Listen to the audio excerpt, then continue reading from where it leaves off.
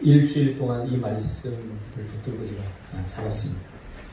이 말씀 중심에서 주보에는 좀 강렬하게 마음에 남기 위해서 침입하지 않으신 하나님 이렇게 적었고요.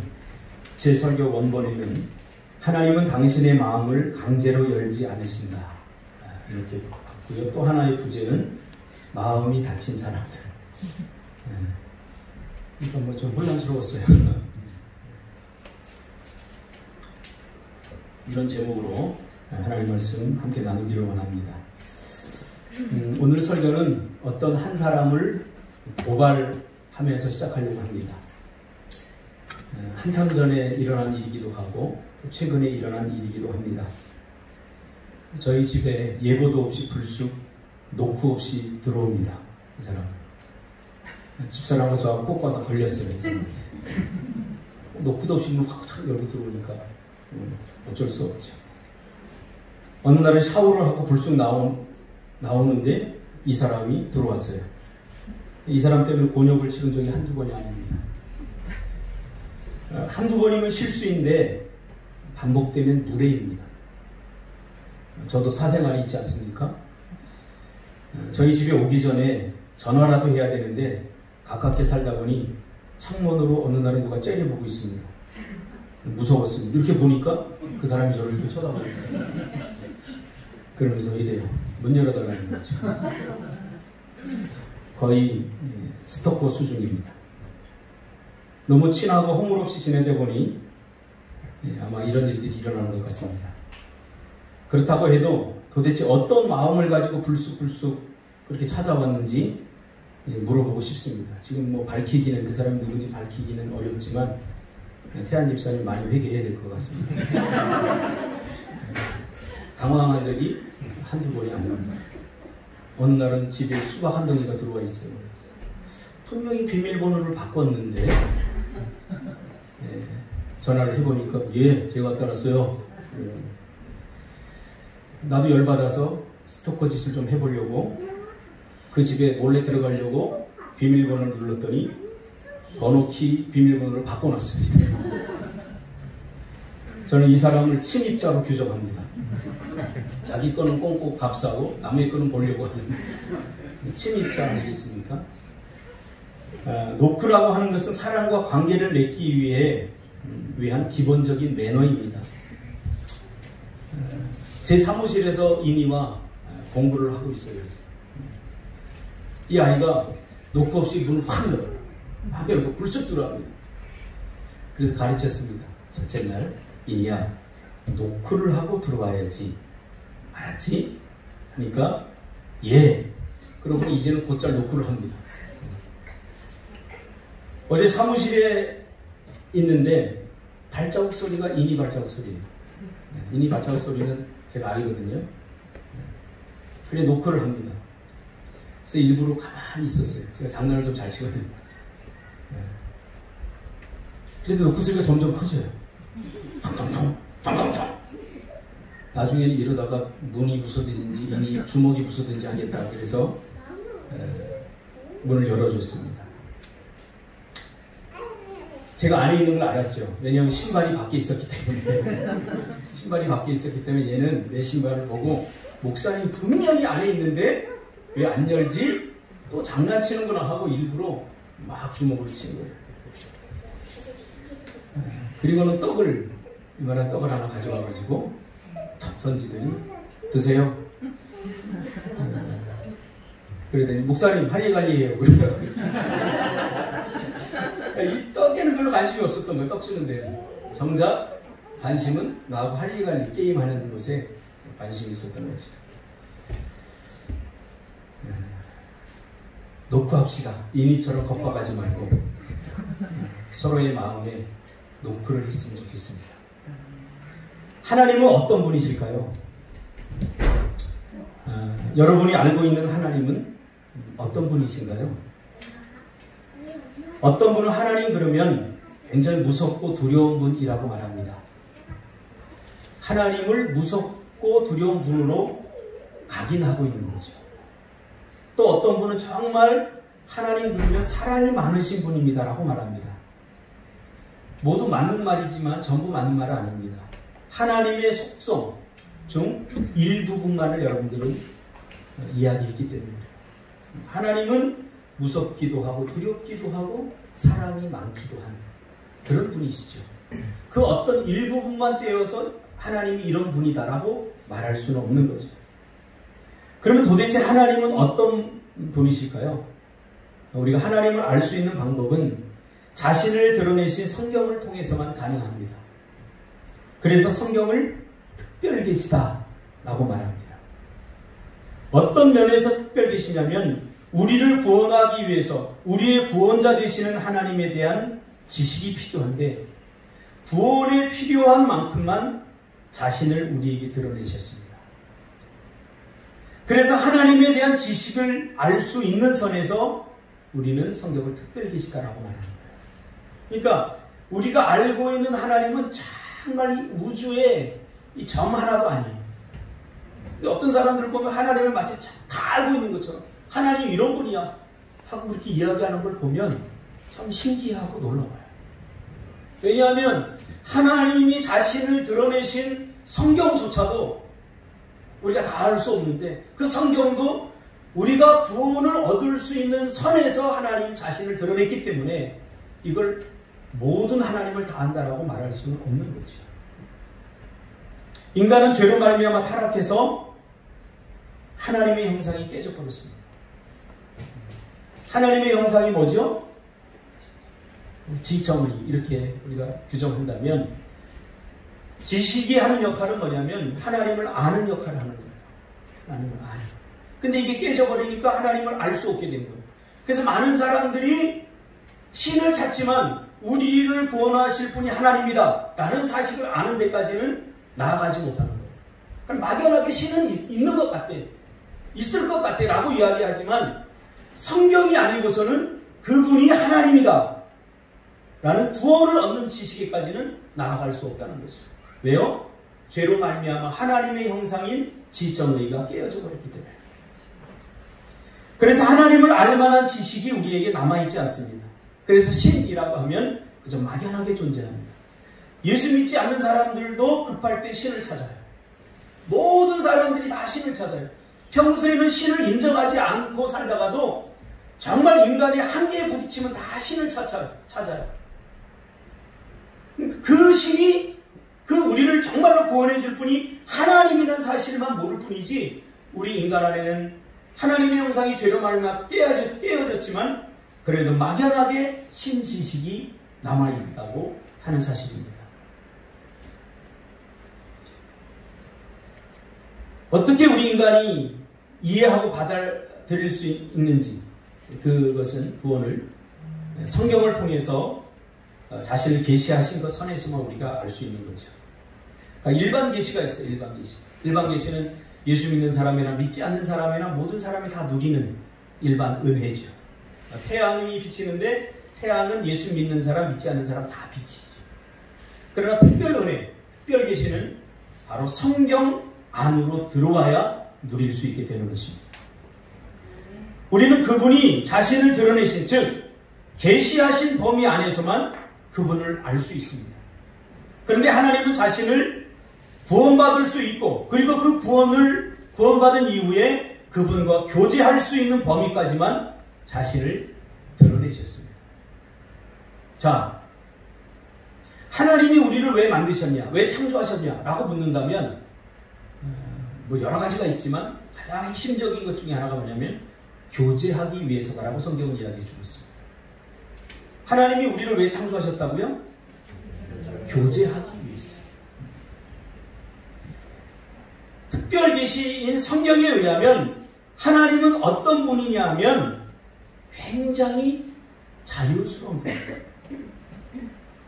우리가 자꾸 자유를 추구하고 누구의 간섭을 받지 않으려고 하는 이유는 우리가 하나님의 형상을 따라 지음을 받았기 때문에 그리고 하나님은 우리에게 자유를 주셨기 때문에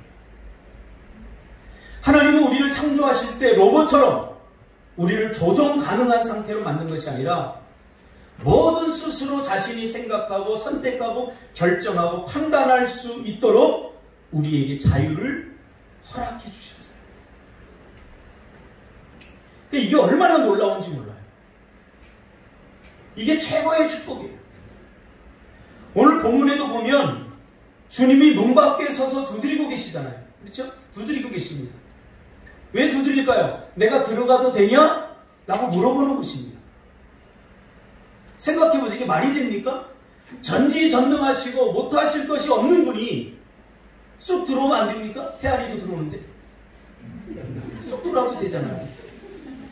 그런데 이 하나님은 우리의 마음에 문을 두드리십니다. 내가 들어가도 되니? 들어가도 될까라고 문을 두드리십니다. 왜 그런 줄 아세요? 이 굉장히 중요해요. 하나님은 우리에게 자유를 주시고 그 자유를 존중해 주시기 때문에. 만약에 하나님이 모든 것을 다 하시고 전지전능한 분이기 때문에 자신이 함부로 우리 안에 쑥쑥 들어갔다 나왔다 들어왔다 한다면 우리는 자유를 느끼지 못하고 불안함과 두려움이 있을 거예요. 저도 샤워를 하고 나면 한동안 안 나오는 그리고 안 나왔으면 이렇게 나오고 혹시 두렵고 떨리는 마음이 있었어요. 누가 쳐다보고 있진 않을까. 저는 괜찮아요. 좀 누가 뭐든 괜찮은데 지네들이 저기 실망할까봐 그래요. 아, 목사님도 저렇게 그러면서. 우리의 자유를 존중해 주시는 그분이 하나님이시죠. 주님은 강제로 우리 마음의 문을 열고 들어오시지 않습니다. 문을 두드리십니다. 제가 주님을 영접할 때도 마찬가지였어요. 제가 주님을 영접할 때도 내가 믿지 않겠다고 고집하고 막 그런데 하나님 억지로 믿음을 쑤셔넣지 않았어요. 하나님은 나 스스로 주님은 나의 주인이십니다라고 스스로 내가 자발적으로 고백할 때까지 기다리셨다는 사실이에요. 그러니까 여러분은 뭐든지 할 수 있어요. 그렇지만 뭐든지 하지 않을 수도 있어요. 왜? 하나님이 우리에게 이런 자유를 주셨기 때문에. 자꾸 하나님 핑계 대지 마세요. 하나님이 못하게 하셨어요. 아니, 하나님 못하게 하신 적이 없어요.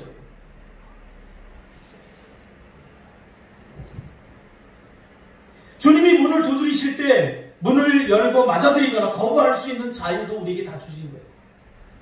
이 자유야말로 하나님이 우리를 얼마나 사랑하시는지 그 사랑의 깊이를 가늠할 수 있는 증거입니다. 사랑하기 때문에 지나치게 간섭하는 것은 사랑을 잘못 이해한 겁니다. 특히 부모와 자식 간의 사랑도 마찬가지입니다. 최대한 자유를 허용해 줄 때 이 자식은 행복을 누릴 수 있게 되는 거예요. 제가 청소년 사역의 최선두에 서서 제가 20년 이상을 사역하지 않았습니까? 주로 부모와 자식 간의 갈등은 다른 싸움이 아니에요. 뭐 핸드폰 갖고 싸운다는 절대 아니에요. 자식은 자유를 주장하고 부모는 그 자유를 제한하려고 하기 때문에 문제가 발생합니다. 하나님은 우리와 관계를 맺고 서로 교제하기 위해서 우리를 창조하셨습니다.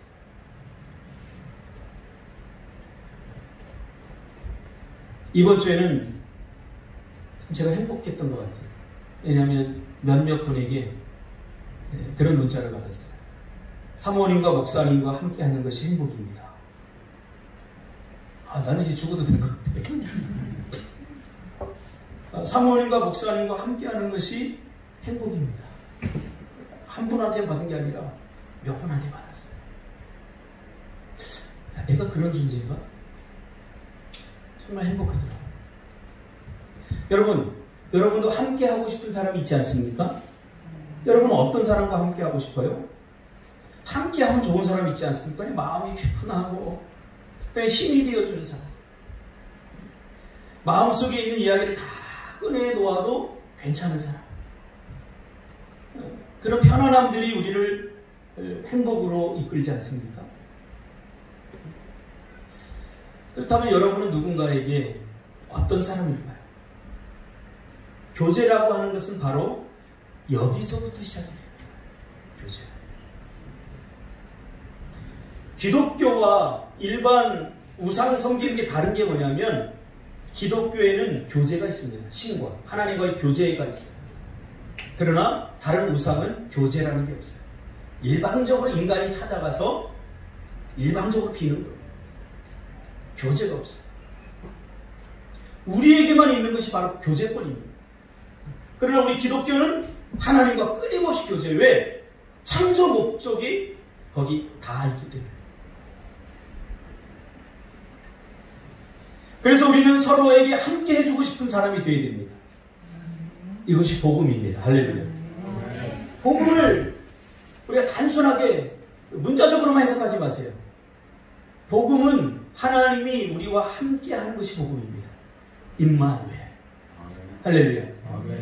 신인 하나님이 인간인 우리와 질적인 차이가 있잖아요.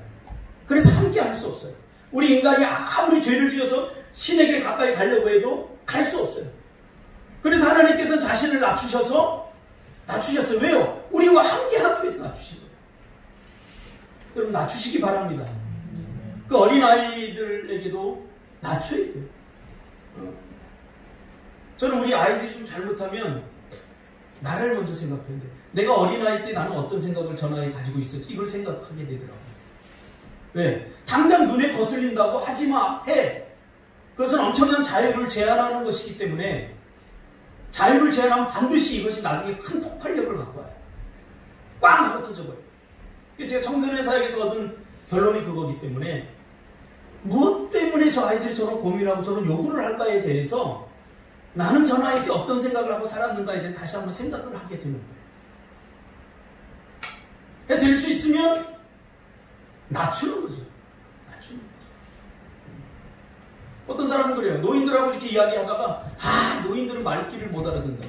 이제는 우리가 낮춰야 돼요. 그분의 시선으로 가야 돼요. 우리 부모님들은 우리 어릴 때 보세요. 하준이 이게 무슨 말이 됩니까? 소통이 됩니까? 근데 엄마들은 그 아이들과 소통하기 위해서 낮췄다고요. 울면은 어이구 내 새끼 똥마려워 뭐 말도 안 했는데 다 알아들어요. 이게 낮추니까 관심을 갖고 교제하니까 가능해진 거예요. 하나님도 마찬가지예요. 신과 인간은 질적인 차이 때문에 만날 수가 없어요. 그래서 하나님이 자신의 몸을 낮추고 이 땅에 오신 사건이 임마누엘이 돼요. 할렐루야. 이게 복음이에요. 복음을 전하려면 낮춰야 돼요. 그 사람의 입장에 가서 서요. 우리 성현이 와 있지 않습니까? 성현이. 제 마스크 벗으면 더 이뻐요. 우리 애담이 친구인데 어제 사실은 애담이 픽업을 하고 오다가 우리 애담이가 오는데 얘들아! 여기서 막 손짓 하더라고요. 그러니까 다이소 앞에서 우리 애월에 다이소 생긴 거 알죠? 할렐루야. 좋은 놈입니다. 박수 합시다. 이제 심심하지 않게 됐어요. 저 아이들이 친구 생일날 케이크를 만들어 주려고 다이소에서 뭔가 초코파이도 사고 이렇게 사왔는데 이제 우리 애담이가 보고 이렇게 손을 흔들었어요. 그래서 네 친구야? 그래서 아빠 친구야. 어디 살아? 나무 살아. 그럼 아빠가 태워다 줄게. 그래서 피 돌아가지고 와서 섰어요. 탔는데 얘들이 얼마나 유쾌하든지 막 이게 얼마나 좋은지 몰라요. 오는 내내 막 떠들어대 지네들 막 떠들어대더니 결국은 내용이 뭐냐면 케이크 만들 장소가 필요하다. 그래서 제가 우리 집에서 만들어 버리니까 와 멋지다 그러는 거예요. 근데 알고 봤더니 우리 성현이 어머니가 여기 보면 시루애월이라고 이렇게 장전 쪽에 가다 보면 카페가 아주 멋진 카페가 있어요. 거기가 어머니가 그거 운영하시고 어제 제가 신방 다녀왔어요. 그런데 이 아이가 그러는 거예요. 갑자기 엄마가 교회 다니라고 그러는데 충신교회 다니래요. 여기서 충신교회라고. 그래서 신방을 해서 엄마를 만나봤더니 대대 4대가 목사님 집안, 믿는 집안. 할아버지가 목사님이시고 그런 집안이더라고요. 그래서 이 자녀가 교회 안에서 믿음으로 성장하기를 원하는데 이 여건이 안 되니까 고민하고 기도하던 중에 하나님께서 만남을 주신 거죠. 할렐루야. 낮춰야 돼요. 낮춰야 기회가 생겨요. 높아서 될 일은 아무것도 없어요. 높아지면 교만은 패망의 선봉이에요. 낮아지기 바랍니다. 여러분 회사에서 직급이 올라도 예전의 내 모습 일반 사원일 때 모습들 자꾸 기억해요. 목사도 내가 목사 안수 받은 10년이 넘어가니까 자꾸 높아지려고 그래요. 전도사들 설교는 잘 안 들으려고 그래요. 왜? 니까지 끝은 뭘 알겠어. 이게 자꾸 높아지는 거예요. 여러분 낮추시기를 바랍니다. 네. 여러분은 누군가에게 과연 어떤 사람일까요? 함께 있으면 불편한 사람일까요? 서로 간에 갈등 관계에 있거나 한 사람이 다른 사람에게 잘못한 일이 있으면 불편한 사이가 됩니다. 하나님과 우리 사이에도 종종 이런 일들이 일어나는데 이 갈등의 주범은 바로 죄입니다. 죄는 하나님과 우리 사이를 갈라놓는다고 이사야서 59장 2절에서 말씀하고 계십니다. 서로 간의 갈등에 그 사람이 보이면 안 되고 죄가 보여야 됩니다. 저 사람 정말 뒤지게 믿죠. 그럼 그 사람이 보이면 안 돼요. 절대. 그 사람과 내 사이에 놓여있는 죄를 봐야 돼요. 그러면 해결되지 않아요. 왠지 아세요? 이 사람이 미워서 꿈틀게 나 떠나고 다른 교회 갈까요? 그러면 거기에 고가하고 비슷한 사람 또 있어요. 그럼 이 사람 미워서 또 다른 데 가보세요. 그럼 고하고 더 비슷한 거, 아니 더 악질적인 사람 만나요. 자꾸 이거를 깨닫지 못해요. 그게 뭐냐면 너와 나 사이에서 갈등의 문제를 일으키는 그 죄라는 거예요. 괜히 미워하고 괜히 시기하고 괜히 질투하고 너와 나 사이에 있는 죄의 문제를 봐야지 그 사람이 보이면 이 갈등은 영원히 해결되지 않습니다. 이게 로마서 5장 8절 말씀이에요. 우리가 아직 죄인 되었을 때 그리스도께서 우리를 위하여 죽으심으로 우리에게 대한 자기의 사랑을 확증하셨다고 했어요. 묵상해보세요. 이게 무슨 말인지. 하나님은 하나님과 나 사이에 있는 죄를 봤지 하나님은 나를 보지 않았어요. 죄가 너와 나의 문제를 너와 나를 파괴해버려 세퍼레이트 분리시켰다는 거예요. 그러니까 우리는 자꾸 이 사람을 보고 미워해요. 이 사람 미워하고 이 사람을 자꾸 공격하고 뭐 재수 없다고 그러고 아니에요. 죄의 문제가 해결돼. 너와 나 사이에 있는 죄의 문제.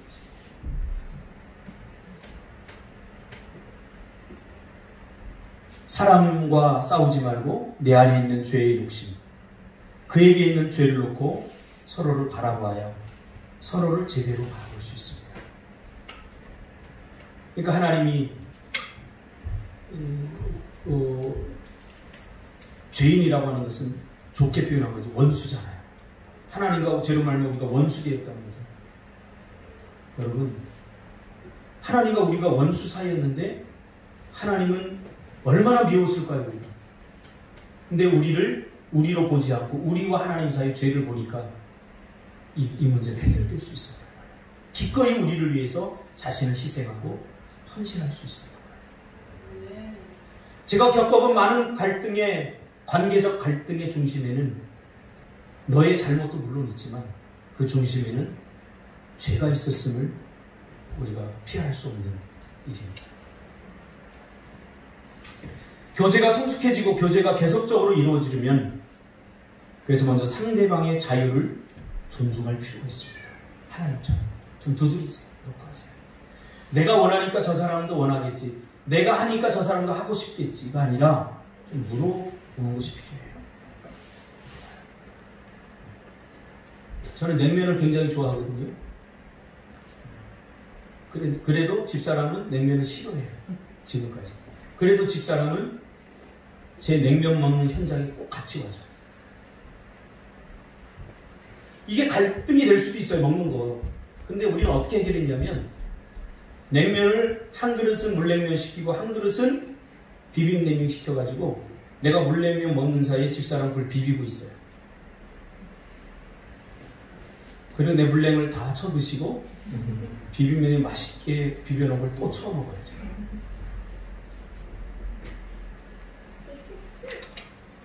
이 갈등을 해결하는 거예요. 놓고 하는 게 필요해요. 서로가. 그리고 집사람은 김밥을 좋아하기 때문에 그 옆집 김밥 가게 가서 김밥 한 줄만 사주면 너무너무 좋아해요. 복음을 너무 어렵게 생각하지 마세요. 복음은 우리 인간의 모든 갈등을 다 해결합니다. 복음을 좀 묵상해 보세요.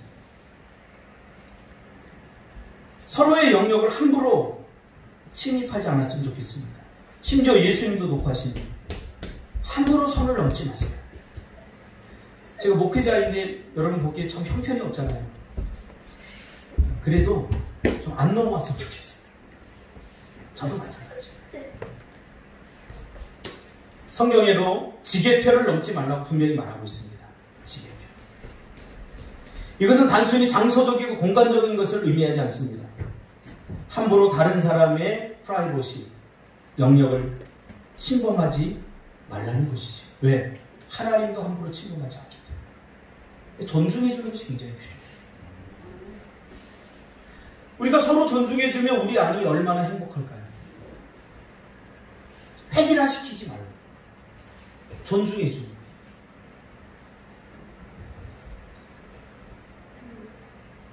나의 자유를 보장받고 싶다면 다른 사람의 자유 또한 존중해야 됩니다. 그것이 누구이든 말이죠. 심지어 하나님도 그렇게 하지 않았습니까? 그래서 하나님은 우리와 교제를 원할 때 녹화하십니다. 녹화하신 여러분 여시기 바랍니다. 하나님이 우리와 관계를 맺고 교제를 하기 위해서 쓰시는 방법, 우리의 자유를 충분히 존중하고 우리의 마음에 놓고 합니다. 우리 딸아이들 방에 가보면 놓고 하세요 이렇게 써있어요. 언젠가부터 제가 화가 문을 막 열었거든요. 왜? 아이 저것들이 무슨 인격이 있고 뭐가 있어요. 열었는데 막내딸한테 뒤통수를 한 번 맞았어요. 아빠 나도 프라이버시가 있어. 놓고 해줬으면 좋겠어. 그러더니 그 다음날 이만한 스티커에다가 놓고 하세요 이렇게 썼어요. 하나님은 우리를 독립적인 개체로 만드셨기 때문에 인정해 줘야 됩니다. 자녀들도 내 소유물을 여기면 안 됩니다. 목사들도 성도들을 자기 소유물로 여기면 안 됩니다. 우리 서로가 소유물이 아니라 하나님이 주신 축복으로 여기게 됩니다. 아멘. 그래서 서로 존중해야 됩니다.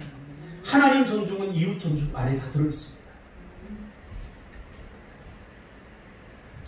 내 마음을 열면 오늘 본문이 뭐라고 그래요? 그분은 내 안에 오셔서 나로 더불어 먹고 나도 그와 더불어 먹는다라고 말하고 있습니다. 이 말을 한마디로 말하면 교제한다 그 말이에요. 그는 나로 더불어 먹고 나는 그로 더불어 먹는다. 어떻게 할 때? 내가 마음의 문을 열 때. 형우가 주님이 네 마음에 놓고 하셔. 그러면 주님 들어오세요 하고 한번 어느 날 화장실에서 할 일 없으니까 핸드폰 하지 말고 주님 들어오세요 한번 해보세요. 그러면 그 주님이 형우가 안에 들어와서 그분과 교제가 일어나는데 화장실에다 핸드폰 하는 것도 훨씬 재밌어요. 주님과 교제할 때. 근데 교제에 왜 먹는다는 표현이 나올까요? 그렇죠? 그는 나와 더불어 먹고 나는 그와 더불어 먹으리라. 교제에 왜 먹는다는 표현이 나올까? 이것은 유대인들의 교제 문화에서 비롯된 것입니다. 오늘날 우리는 한참이 지나서 그때와 지금의 그 갭이 있지만 그때 당시 사람들은 이 말이 무엇인지 분명히 알았어요. 왜? 유대인들은 교제 그러면 서로 먹는 것이었기 때문에 서로 먹는 거예요. 우리 정성호 집사님이 잘 하시잖아요. 막 불러갖고 막 이게 교제하는 거예요. 교제. 교제하면서 뭐가 생겨요? 친밀함이 생겨요. 친밀함. 교제가 반복되면 친밀해지게 되어 있습니다. 예수님과 제자들은 정말 먹는 것을 너무 좋아하셨어요. 그러니까 이것을 문자적으로 이해하면 어때요? 아유, 식욕이 왕성하고 정말 처먹는 것을 좋아하셨구나. 그래서 먹는 것을 즐기는 사람들이 이렇게 바리새인들이 얘기했잖아요. 그죠? 참 어리숙한 사람. 이 말이 뭐냐면 먹는 것을 탐하는 게 아니라 교제했다는 거예요. 예수님은 제자들과 교제했다. 저도요 정말 편안한 사람들과 함께 모여서 이걸 먹으면요 너무 행복해요. 지난주에도 너무 행복했어요. 우리가 모이는 가운데 안타까운 게 뭐냐면 우리 먹는 거 이거 못하는 거 이게 참 제일 안타까워요. 왜? 먹으면서 이야기하잖아요. 참 저는 참 어제도 어떤 분 만나서 제가 자랑을 했어요. 우리 교회는 예술적으로 생긴 어떤 집사님 한 분 계신데 제가 보니까 설교를 잘 듣는 것 같지 않은데 꼭 끝나고 나면 은혜 받은 피드백을 저한테 해줘요. 그분이 누구라고는 밝히진 않겠습니다. 손홍기 집사님에 대한 손홍기 집사님 정말 설교가 끝나고 나면 항상 저한테 한마디를 하고 가시죠. 목사님 감사합니다. 이 말씀이 저에게 오늘 은혜가 됐고요. 왜 이럴까요? 안타까워요. 이러면서 그 설교 내용을 저한테 피드백 해주는데 저 너무 좋아요. 왜냐하면 지금까지 잘들 드시고는 맛있게 먹었다가 한 사자는 거 아니에요? 안 와봐요. 이게 떡집인데 근데 손 집사님 고맙습니다. 집사님 나를 매주 살리고 있어요. 좀 맛있게 드셨으면은 드셨다고 뭐 맛이 없든지 뭐 간이 안 맞는지 이야기를 해야 되는데 다들 그냥 가시고. 근데 우리 손홍기 집사님은 목사님 이거는 참 좋습니다. 일주일 동안에 힘이 됩니다. 이 한마디씩 던지고 하면요 제가 마음속에서 미소가 막 피어나요. 근데 이게 설교 현장에서뿐만 아니라 식탁의 현장에서도 일어나야 돼요. 아내가 밥을 하면 좀 간이 안 맞고 좀 개떡 같더라도 수고했어, 맛있게 잘 먹었어 이렇게 한마디 해주세요. 남편이 직장 갔다 오면 월급을 비록 조금 받아도 수고했다, 고생했다. 이게 복음이래요. 서로 서로에 대한 수고를 인정하라고요. 나만 힘든 게 아니에요. 이 복음의 은혜가 깨져버리면 자꾸 나만 힘든다고 생각해요. 나만 외롭다고 생각해요. 왜? 자기 중심적으로 삶을 그렇게 되는 거예요. 눈을 들어서 옆 사람을 보세요. 상진 입사 어디 갔어? 한번 배에다가 한번 한 10kg짜리 넣고 한번 살아보라고 그래요. 10kg 동안. 얼마나 힘든가. 다리가 땡땡 붙지요. 김성훈 입사. 회계. 어떻게 면역시켜요? 배에서 집사를 고문했어.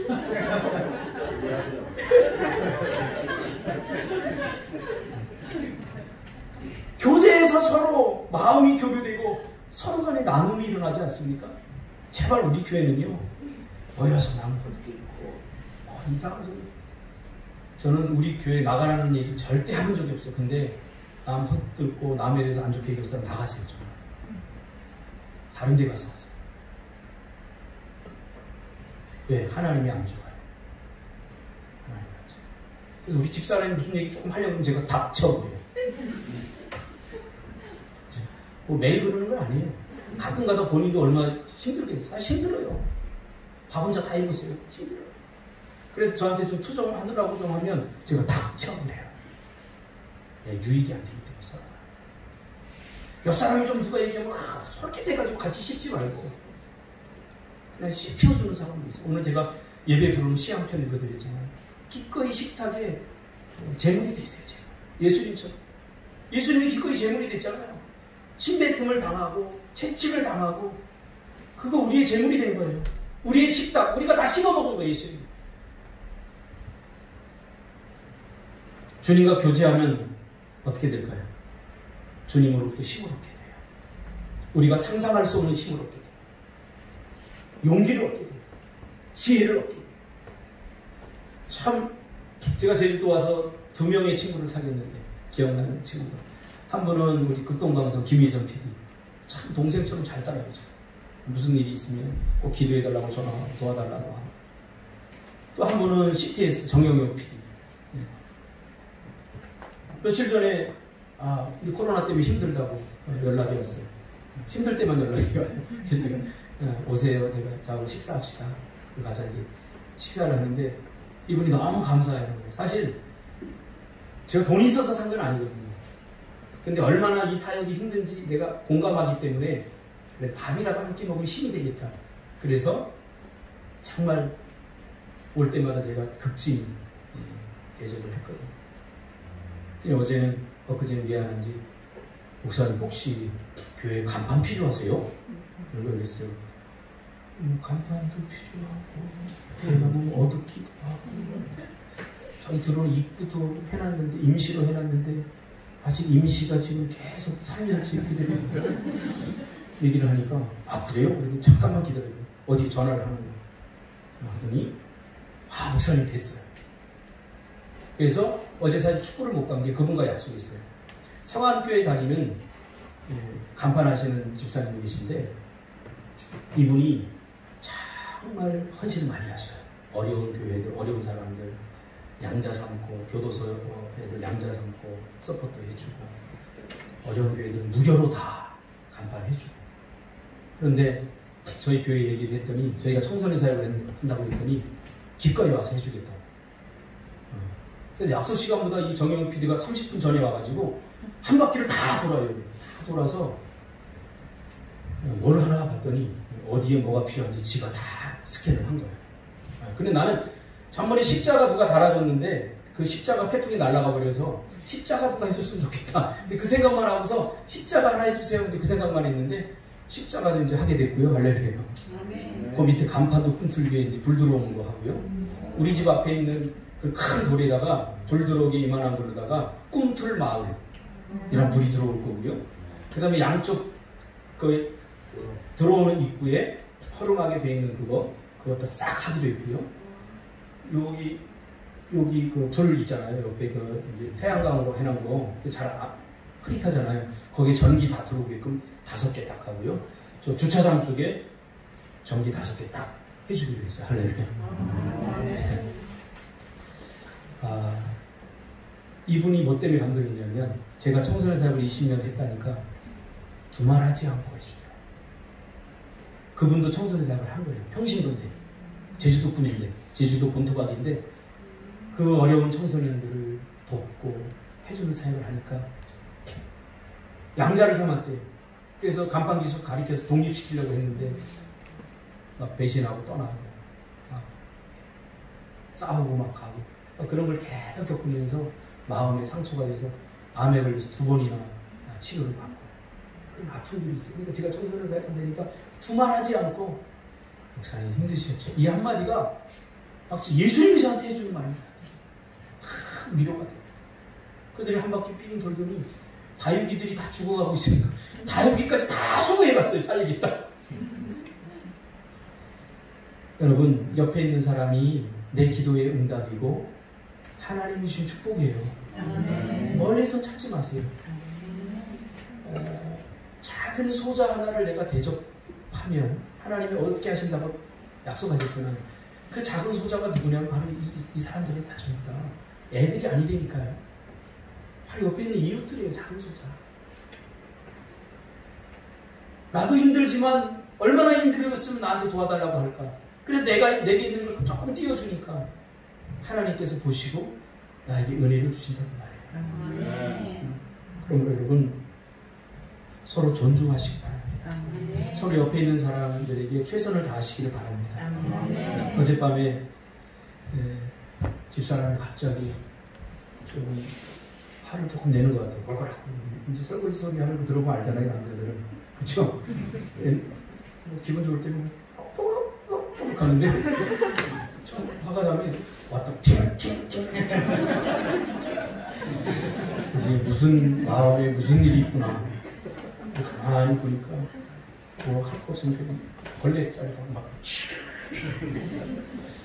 문제는 뭐냐면 아이들 핸드폰 숙제예요. 그래서 다 모입시다. 그래서 어제 작은 긴급 회의를 열었어요. 가족 회의를 열고 가장 좋은 방법은 뭐냐면 핸드폰을 안 사주는 거예요. 근데 이건 너무 자유를 제한하기 때문에 아이들과 우리 사이가 안 좋아져요. 이건 가장 좀 원초적인 방법이기 때문에 그래서 사줬어요. 사줬는데 이 아이들이 그걸 잘 알아서 이거를 핸드폰을 잘해주면 얼마나 좋을까요? 근데 그냥 핸드폰 엄마 아빠의 눈에 비친 아이들은 핸드폰을 노상 들고 다니거든요. 침대에 누워서도.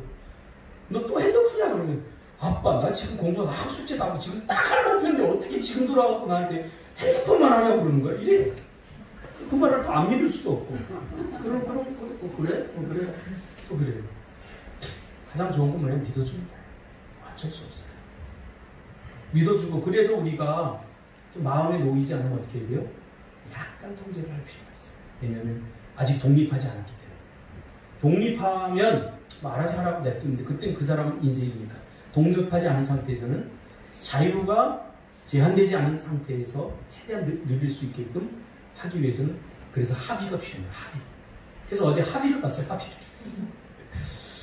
우리 애담이는 아빠 믿어주세요. 그냥 내가 알아서 할게요. 근데 예담이 또 알아서 잘하는 스타일이에요. 그러니까 저 아이에게 모든 것을 또 다 공평하게 적용하는 것도 그런 것 같아요. 또 우리 큰애는 이제 성인이기 때문에 저 아이한테 뭐 핸드폰을 하라 마라 하는 것도 참 이상한 일이고, 그래서 대신에 스케줄을 좀 잘 조절해서 아침에 좀 일찍 일어났으면 좋겠다. 만약에 그렇지 못하면 조금 통제, 네가 그렇지 않으면 빨리 시집 가든지, 시집 안 가면 우리 한 가족이니까 일정 규칙을 좀 지키고 살자. 그래서 합의가 어제 원만하게 잘 이루어졌어요. 근데 제가 이것을 또 믿고 애들이 하겠지 기대하는, 절대 기대 안 합니다. 합의는 합의일 뿐, 그래도 또 이야기해야 되는 게 부모의 역할입니다. 애들을 한 번에 바꾸려고 하지 마세요. 그럼 포기하게 되고 좌절하게 돼요. 부모의 역할은 그냥 계속 같이 있어주면서 계속 이야기해주면서 갈등을 해결해 나가는 방법밖에 없어요. 이게 누가 하는 방법이에요? 예수님이 우리에게 하는 방법. 만약 예수님이 우리에게 이렇게 자유를 허용하지 않고 우리를 이렇게 사랑하지 않았다면 여기 있은 지금 살아있을 사람 한 사람도 없어요. 초대교회 같은 교회가 되게 해달라고 하는데 다 죽었어요. 매일 거짓말하고 살고 매일 자기 중심적으로 살고 여기 누가 살아남을 사람 누가 있겠어요. 이와 같이 우리가 이렇게 자유를 그나마 누리고 살 수 있는 것은 하나님의 절대적인 은혜와 사랑 때문임을 잊지 않는 우리는 또 다른 사람에게 우리가 그렇게 하자고요. 좀 기다려주고 좀 참아주고 그리고 하나님이 우리의 마음에 노크를 할 때 문을 여시기 바랍니다. 네. 하늘 문은 하나님이 여시고 우리에게 복을 주시지만 내 마음의 문은 내가 열어야 됩니다. 지금 하나님은 하늘 문을 여시고 우리에게 복을 이미 주셨어요. 내 마음의 문을 열지 않으니까 그 복이 내 복이 되지 않아요. 여러분의 마음의 문은 항상 하나님께 향하고 하나님을 지향하고 그리고 하나님께 열고 우리 이웃들에게 여러분의 마음을 여시기를 주님의 이름으로 축복합니다. 기도하겠습니다.